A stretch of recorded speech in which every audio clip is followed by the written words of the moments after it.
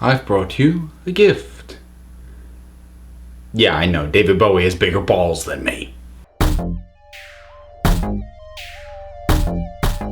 So something has turned up that turns up every couple of years, and that is word of a planned follow-up, remake, reimagining thing related to the Jim Henson classic Labyrinth. Now, if this at all seems like an odd one for me to talk about and maybe a little out of my wheelhouse, I'll just throw it out there. Labyrinth is my favorite fantasy film ever.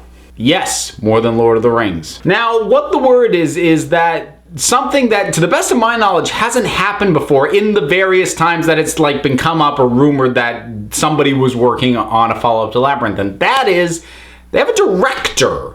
That I don't think has happened before, or it hasn't happened in a very long time. There have been producers who have talked about it. There have been writers on it. I mean, there was a writer on it like a little over a year ago who, was very emphatic that what she was writing was not a remake. It was a follow-up. Now, she is not on this current project, or at least I didn't see her name associated with it.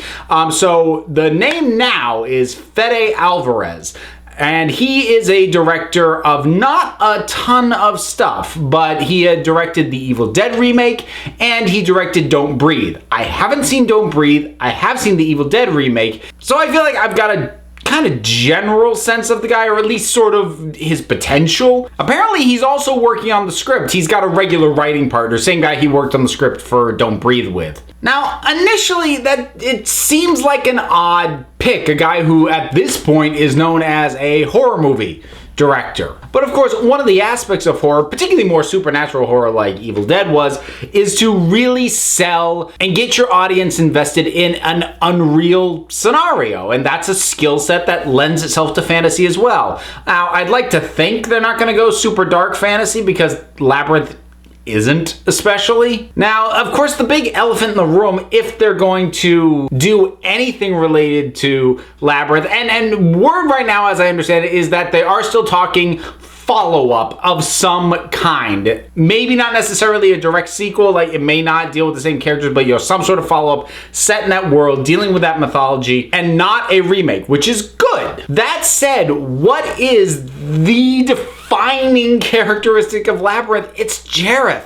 It's David Bowie. And thankfully, word right now, it could always change, but word right now is that they are not using the character of the Goblin King. They are not going to recast that part. But if I'm being completely honest, without that character and without David Bowie playing that character, I don't know how much I want to see. I mean, I like everything about Labyrinth. I like the world that it's set in, but he really was the hook, especially initially. He's one of my favorite villains.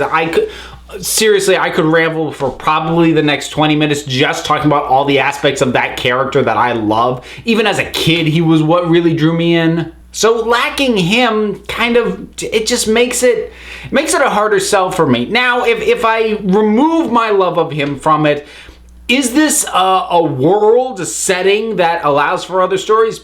Sure, it's a bonkers world. I'm sure there are a bajillion stories you could tell in this. And if they're gonna do something like that, I hope that it's not, in terms of the general plot structure, too much of a retread. I figure they're probably still gonna have, a person, probably a young person. They'll probably aim it at the same family age range, but someone who is pulled into the world of the Labyrinth and has to find their way through it, out of it, whatever, because when you have a world this nuts, you kind of want that audience surrogate character, someone who can react to all that stuff and kind of the way that we would. Without that, you run the risk of the film just being alienating, kind of holding its audience at a distance. But in terms of the sorts of things that could be right, and I mean, that's sort of where I land on this. I get very nervous because I would love to see more in that world. But when I say that, I mean, I want to see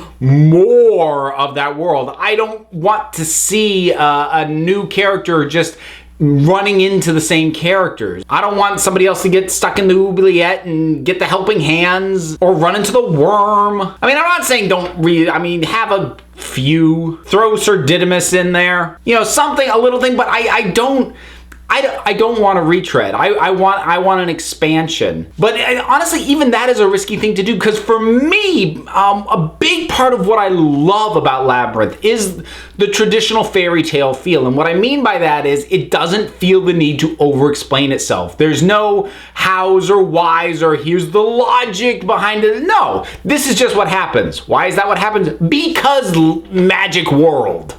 That's why.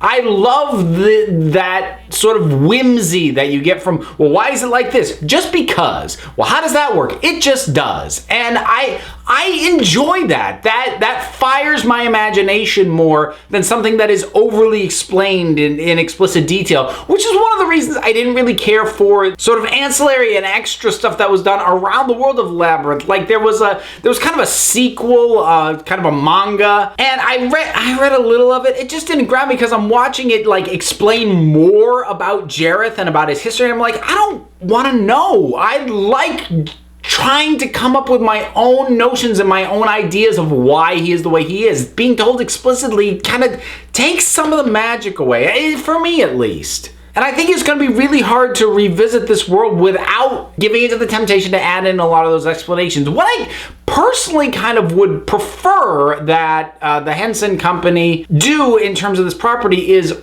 do more things like Mirror Mask, which is not a film that people talk about much.